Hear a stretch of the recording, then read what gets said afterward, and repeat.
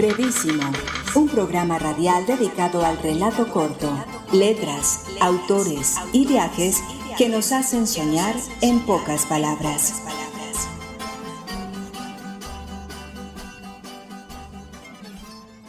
Hola, bienvenidos a una nueva emisión de Brevísimo, un programa dedicado a las formas breves de la literatura. Yo soy Mauricio Montoya y le doy la bienvenida a mis compañeros de mesa, Erika Arango, Alejandra Cardona, Andrés Correa, Álvaro Tangarife y Edwin Solórzano. Hoy, en esta entrega dedicada a los trazos breves, continuaremos hablando sobre el soliloquio y el monólogo, adentrándonos en otros momentos de la historia y en personajes cuyas obras han utilizado estos recursos para la divulgación de su pensamiento. Entre ellos podemos referir al emperador romano Marco Aurelio, a San Agustín, padre y doctor de la Iglesia, y al gran Calderón de la Barca en su obra La vida es sueño. Además, también hablar de escenarios como el cine y cómo allí los soliloquios y el monólogo han tenido un protagonismo especial. En este programa nos acompaña también el profesor Juan Manuel Sanabria, filósofo y pedagogo y un gran conocedor del pensamiento filosófico antiguo y medieval. Con el profesor abordaremos la importancia del soliloquio y el uso que de éste hiciera el emperador Marco Aurelio en su obra Meditaciones. Profesor, dándole la bienvenida y entrando de inmediato en materia, me gustaría que primero nos diera una definición del soliloquio y nos hablara de las principales características de este. En primer lugar, quiero agradecerle al equipo de Brevísimo por permitirme participar de esta aventura llamada brevedad. Frente a la pregunta ¿qué es un soliloquio?, lo primero que tenemos que determinar es la estructura misma de la palabra, y para ello recurrimos a una herramienta como la etimología. Del latín soliloquium, y a la misma vez un compuesto del adjetivo latino solus, solum, solo, y de la raíz del verbo luocur, hablar. En esencia, un soliloquio es un discurso ininterrumpido que se realiza en voz alta y que revela los pensamientos y emociones de un personaje. El soliloquio se va a diferenciar de otras formas de la brevedad por esa misma estructura etimológica. No va a permitir que haya una alocución del público o que sea interrumpido o que sea comentado. Por el contrario, va a ser la fuerza de ese hablante que en un momento determinado, desde su estructura de pensamiento, en voz alta, va a revelar los pensamientos y emociones de un personaje determinado. Es por eso que los soliloquios han sido ampliamente utilizados en la historia, desde la tragedia griega, pasando como una forma de manifestación del emperador y filósofo Marco Aurelio en su obra Meditaciones, Soliloquios o Reflexiones Morales, pasando por ese personaje enigmático pero a la misma vez grande como lo es San Agustín y su relación con Dios en su soliloquio entre él como personaje y la razón, y llegando a formas modernas como el cine, en el cual hay obras cinematográficas que van a utilizar el soliloquio como forma majestuosa de poder transmitir ese recurso que es el personaje en sí mismo y cómo ese personaje logra exteriorizar sus sentimientos teniendo presente que aún él se encuentre solo, logra transmitir toda esa fuerza en esta estructura y forma de brevedad. Con relación a la segunda parte de la pregunta sobre las características de los soliloquios, podemos decir, primero, su carácter reflexivo. Este tipo de expresión tiene como principal objetivo conocer no solamente de forma somera, sino el interior del sujeto que lo está aplicando. Segundo, el carácter subjetivo. Ante todo, esa búsqueda personal o individual. Eso que expresa el soliloquio está íntimamente relacionado con lo que se siente o piensa el emisor. Una de las más importantes es que el soliloquio se realiza a solas. Este rasgo del soliloquio se refiere a la conversación o diálogo que un sujeto tiene con él mismo. En este caso no se produce la retroalimentación o contestación que se da normalmente en una comunicación habitual. Esas tres características asociadas al rasgo de que es una expresión en voz alta recoge la forma principal de esta forma de brevedad, que ha sido también un motivo de inspiración en varias formas del pensamiento filosófico.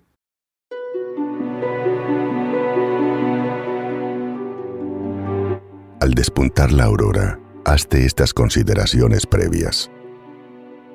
Me encontraré con un indiscreto, un ingrato, un insolente, un mentiroso, un envidioso, un insociable. Todo eso les acontece por ignorancia de los bienes y de los males. Pero yo, que he observado que la naturaleza del bien es lo bello, y que la del mal es lo vergonzoso, y que la naturaleza del pecador mismo es pariente de la mía, porque participa no de la misma sangre o de la misma semilla, sino de la inteligencia y de una porción de la divinidad, no puedo recibir daño de ninguno de ellos, pues ninguno me cubrirá de vergüenza. Ni puedo enfadarme con mi pariente ni odiarle, pues hemos nacido para colaborar, al igual que los pies, las manos, los párpados, las hileras de dientes superiores e inferiores. Obrar, pues, como adversarios los unos de los otros, es contrario a la naturaleza, y es actuar como adversario el hecho de manifestar indignación y repulsa. Meditaciones. Marco Aurelio. Escuchábamos un fragmento de la obra Meditaciones del emperador romano Marco Aurelio. Profesor Juan Manuel, pasemos a referir ahora la importancia de esta obra y de su autor en relación con lo que estamos conversando el día de hoy, es decir, los soliloquios. Para abordar esta pregunta, partiremos de aquella sentencia proferida por Platón, que la república entonces florecerá cuando reinasen los filósofos o los reyes filosofasen. Sentencia que es encarnada en Marco Aurelio, que nace en Roma el 26 de abril del año 121 y muere en Vindobona, Viena, el 17 de marzo del año 180. Estuvo al frente del imperio durante 20 años y es el último emperador de lo que los historiadores próximos consideran como la edad de oro del imperio romano. Dentro de las muchas anécdotas, hazañas y experiencias de nuestro emperador filósofo hay una que queremos resaltar, y es que en el año 176, cuando Marco Aurelio visita Atenas, funda 4 cátedras de filosofía, una para cada una de las grandes escuelas: la platónica, la aristotélica, la epicúrea y la estoica. Hablar de la obra de Soliloquios en Marco Aurelio es hablar de un carácter altamente biográfico, porque va a estar trazada desde esa condición emocional, ideológica y filosófica de nuestro autor. ¿Qué son entonces las meditaciones? Son unos apuntes personales, escritos en los últimos años de su vida. Estas notas filosóficas adquieren una dimensión dramática definitivamente referidas a su experiencia de vida, o sea, a un trasfondo biográfico. Las meditaciones tienen un claro ejemplo del entorno familiar, en 2 vías. Primero, haciendo un halago a esas personas que son fundamentales en la vida de Marco Aurelio, como lo son su abuelo paterno, su padre, su madre y su bisabuelo. Es por ello que esas meditaciones evocan en el libro primero a estos personajes. De las meditaciones podemos decir que, ante todo, no son un diario, ni siquiera la dramática historia de un alma, en el sentido en que ellas no hay referencias al momento en que fueron escritas. Quizás nos gustaría hoy como lectores saber si este pasaje fue escrito en un campo de batalla, en el frío, en el verano, en el Danubio o escrito en Roma, pero realmente lo que encontramos es una anotación esencial, un razonamiento desnudo y claro de la vida de este personaje. Uno de los rasgos que sobresalen en la obra de Meditaciones es la figura de la muerte, asociada especialmente a la vivencia de las muertes familiares, especialmente sus hijos, Más allá de las muertes en el trasegar de la guerra, esta idea de la muerte reaparece constantemente y el emperador parece sentir la suya acercarse y siempre está en constante velo, especialmente con un tono melancólico que hace entrever también unas características psicológicas de nuestro personaje. Finalmente, podemos decir, evocando palabras propias de Marco Aurelio, que el arte de vivir se acerca más al de la lucha que al de la danza. Y en esos términos podemos concluir que la obra de Meditaciones es un ejemplo claro de los soliloquios, ya que permite entrever el devenir y los azares, no solamente de un personaje, sino también de la historia, de un contexto y de un momento determinado.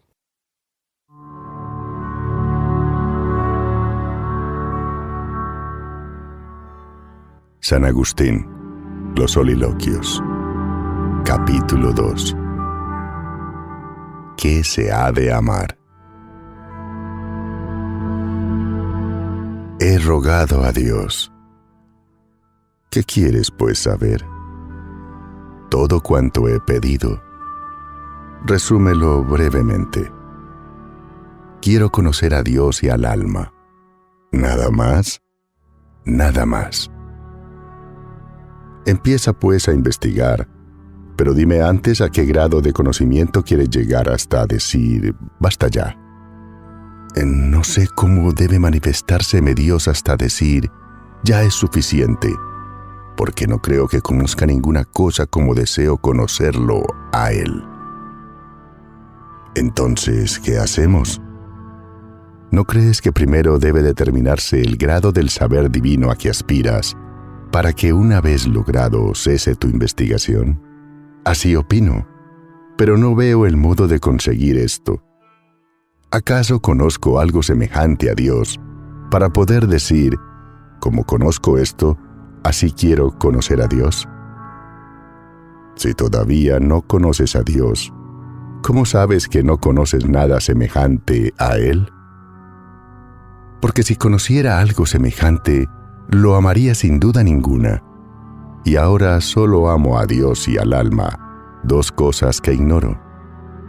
Entonces, ¿no amas a tus amigos? Amando al alma, ¿cómo no voy a amarlos? Luego, por esa razón, también amarás a los insectos. He dicho que amo a las almas, no a los animales. O tus amigos no son hombres, o tú no los amas. Pues todo hombre es animal, y tú dices que no amas a los animales. Hombres son, y no los amo por ser animales, sino por ser hombres, esto es, porque tienen almas racionales, que yo aprecio hasta en los ladrones, porque puedo amar la razón en cada uno, aun cuando aborrezca justamente al que usa mal de lo que amo en ellos. Así pues, tanto más amo a mis amigos cuanto mejor usan el alma racional, o ciertamente, cuando mejor desean usar de ella.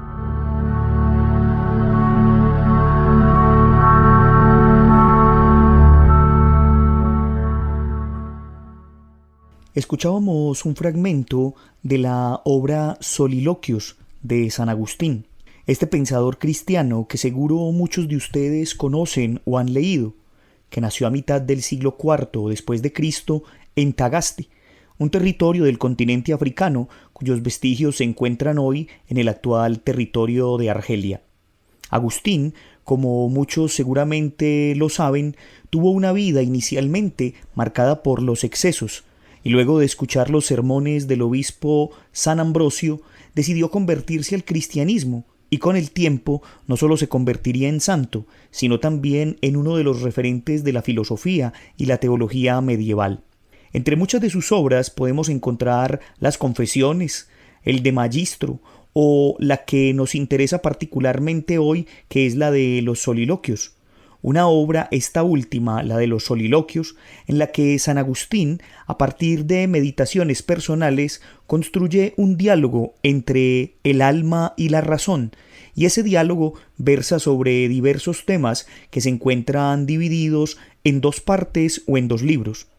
En el primero se pregunta por el conocimiento de Dios, por el amor y también por el alma, siendo Dios la plena verdad y el pleno conocimiento que Agustín aspira a encontrar. Ya en el segundo libro se pregunta por temas como la inmortalidad del alma y también por la esencia de la verdad, pero también por la esencia de la mentira. Temas netamente religiosos que llevan al santo a la especulación a partir del soliloquio o diálogo interno. Vale decir también que existe otra obra de San Agustín llamada Meditaciones, en la que este pensador entabla un diálogo con Dios y consigo mismo, dilucidando muchos temas relacionados con la divinidad, la figura de Cristo, la presencia del Espíritu Santo y la liberación del alma de este mundo. En uno de sus apartados puede leerse: del libro Meditaciones, capítulo 23, de la felicidad del alma que sale de este mundo para el cielo. San Agustín. Dichosa por cierto y bienaventurada es el alma que desatada ya y libre de las ataduras de este cuerpo vuela al cielo y segura y quieta no teme al enemigo ni a la muerte, porque siempre tiene presente y contempla sin cesar aquel hermosísimo Señor a quien sirvió, a quien amó y a quien alegre y gloriosa finalmente allegó. Y sabe que esta tan grande bienaventuranza no se puede menoscabar con el tiempo ni perderse por la violencia. Las hijas de Sión vieron esta tal alma y la pregonaron por bienaventurada, y las reinas y esposas del Señor la han alabado diciendo: ¿Quién es esta que sale como la mañana, hermosa como la luna, escogida como el sol, terrible como los reales, bien ordenados y puestos a punto de guerra? ¿Cómo sale alegre? ¿Cómo se da prisa y corre cuando en el oído atento oye decir a su amado: levántate, amiga mía y hermosa mía, date prisa y ven, porque ya ha pasado el invierno, ya las lluvias han cesado, las flores han aparecido en nuestra tierra, ya ha venido el tiempo de podar las viñas, ya se ha oído la voz de la tórtola, y la higuera ha producido su fruto, y las viñas han florecido y dado de sí olor. Levántate ya y date prisa, amiga mía, hermosa mía, paloma mía, en los agujeros de la piedra y en la cueva del cercado. Muéstrame tu rostro y suene tu voz en mis oídos, porque tu voz es llena de dulzura y tu rostro de hermosura. Ven, escogida mía, hermosa mía y paloma mía y esposa mía sin fealdad. Ven para que ponga en ti mi trono, porque he deseado tu hermosura. Ven para que te alegres en mi acatamiento con mis ángeles, pues yo te prometí su compañía. Ven después de muchos peligros y trabajos, y entra en aquel gozo de tu Señor, que ninguno te podrá quitar. Usted está escuchando Brevísimo, un programa para gente de pocas palabras. Continuando con estas miradas al soliloquio y al monólogo, nos encontramos ahora con la obra de Calderón de la Barca.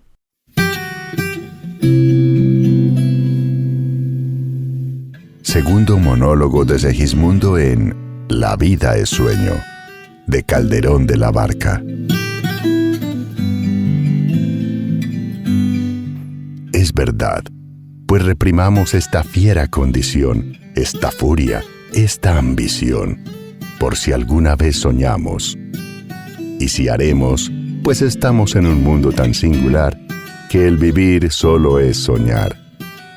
Y la experiencia me enseña que el hombre que vive sueña lo que es hasta despertar.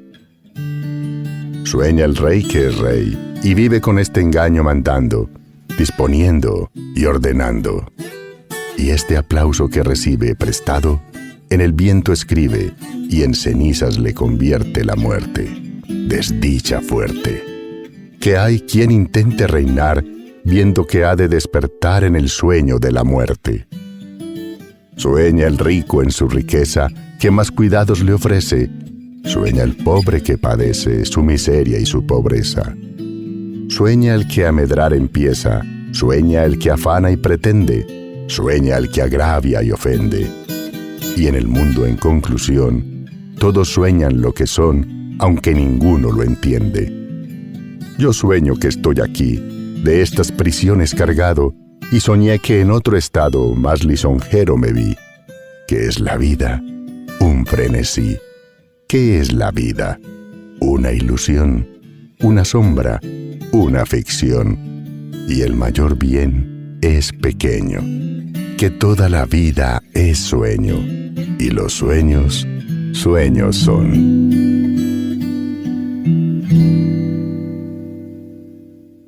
La vida es sueño es una obra teatral escrita en 1635 por Pedro Calderón de la Barca, escritor, dramaturgo y poeta español. Esta obra es considerada una de las más importantes del Siglo de Oro. En La vida es sueño, el protagonista, Segismundo, es un príncipe que ha estado en cautiverio desde su nacimiento, por orden del rey, su padre, a causa de una profecía. En esta obra encontramos dos soliloquios. El primero, «Ay mísero de mí», en el cual expresa que el delito mayor del hombre es haber nacido, y se cuestiona por el sentido de la vida y los privilegios de los que gozan otros al nacer. Por ejemplo, el ave, el bruto, el pez, el arroyo, de quienes dice poseen menos alma, instinto, albedrío y vida que él, pero disfrutan del privilegio de la libertad. El segundo soliloquio de Segismundo lo escuchamos en la voz de nuestro compañero Edwin Solórzano, y con esas palabras nos convoca a pensar en la dicotomía entre el sueño y la realidad, algo que ya ha ocupado las reflexiones de filósofos y escritores desde la antigüedad. Dice Segismundo: todos sueñan lo que son, aunque ninguno lo entiende. Y al final de este soliloquio concluye que toda la vida es sueño y los sueños, sueños son. En el segundo soliloquio, Segismundo introduce el tema de la muerte como un fenómeno que acecha e impone mirar la realidad, y por ello dice: el mayor bien es soñar, aunque la vida sea ilusión, sombra y ficción. Estos soliloquios están escritos en décimas, una estrofa muy usada en el teatro clásico. Composiciones poéticas escritas en una estrofa de 10 versos octosílabos. Otro escenario en el que los soliloquios y los monólogos son protagónicos es el séptimo arte o el cine. Guillermo Arriaga es guionista, productor, director de cine y escritor de novelas. Reconocido por ser el guionista de Amores Perros, 21 gramos y Babel, del director Alejandro González Iñárritu. Arriaga se pregunta por qué no concebimos los guiones de cine o de televisión como literatura. ¿Qué criterio o arbitrariedad los excluye de dicho arte? Basta ver el extenso análisis literario sobre los guiones que realiza el experto Robert McKee para darnos cuenta que este tipo de escritura contiene todos o casi todos los elementos incluidos en la novela y los cuentos. Como señalamos en el programa anterior, el soliloquio es un monólogo externo, es decir, cuenta con un interlocutor. Escuchemos un gran soliloquio de la serie de HBO True Detective, primera temporada, a cargo del personaje Rust, un ex-detective que es interrogado en la estación de policía sobre una serie de feminicidios en Luisiana. Viejo, ese lugar, yo nunca me recordó a mi padre cuando hablaba de Vietnam, la jungla. Que cuente lo que sucedió entonces no va a servirles de nada. Esto, dice señalando Rust, fotos de mujeres muertas. Esto es a lo que me refiero. A esto me refiero cuando hablo del tiempo, la muerte y la futilidad. Hay ideas más grandes en acción, en especial lo que nos debemos como sociedad por nuestras ilusiones mutuas.